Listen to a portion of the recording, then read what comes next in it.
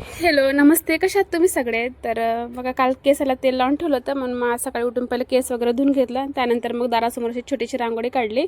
तर कशी वाटते सांगा मला तुम्ही. आणि मग झाडांना पाणी पण द्यायचं बाकी होतं. तर हे तांदळाचं पाणी आहे, जे मी सकाळी भात केला होता ना, तर एक ग्लास काढून ठेवते आणि मग दोघांना पण असं अर्धा अर्धा करून देते. आणि तसं पण आता थंडीमुळे मी एक दिवस आडच पाणी देते. आणि मग माझी पूजा पण झाली आवरून. मग काही घरची कामं होती छोटी मोठी, ती करून घेतली पटकन. कपडे वगैरे धुवायचे बाकी होते, तर ते धुवून घेतलं. आणि मग त्यानंतर स्वयंपाकाला लागले. तर मला आज पनीर करायचं होतं. तर मी तसं तर मार्केटवरूनच आणते जास्त करून, पण आता असं काही पण न्यूज येते, त्यामुळे मग म्हटलं चला घरीच करू आज, म्हणून घरी करायला घेतलं. तर छान होतं घरचं पण पनीर. थोडं वेगळं होतं, पण ठीक आहे, टेस्ट तर सेमच असते. आणि त्यानंतर आज दत्त जयंती होती, त्यामुळे आम्हाला बाहेर पण जायचं होतं. तर आमच्या घराच्या एकदम जवळ नाही, पण थोड्या दुरावरती दत्त मंदिर आहे, तर तिथं जायचं होतं आम्हाला, मितला आणि मला. तर त्याच्यासाठीच मी तयार होत होते.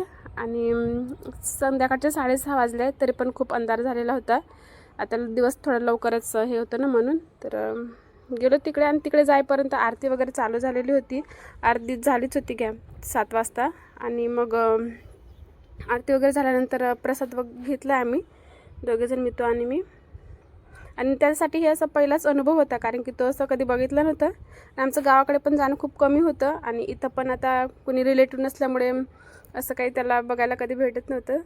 तर आज त्याला चांगलं वाटलं. आणि चला, जर संध्याकाळी 8:30 वाजले. तर व्हिडिओ कसा वाटला सांगा. आवडला तर लाईक करा. तर चला, बाय.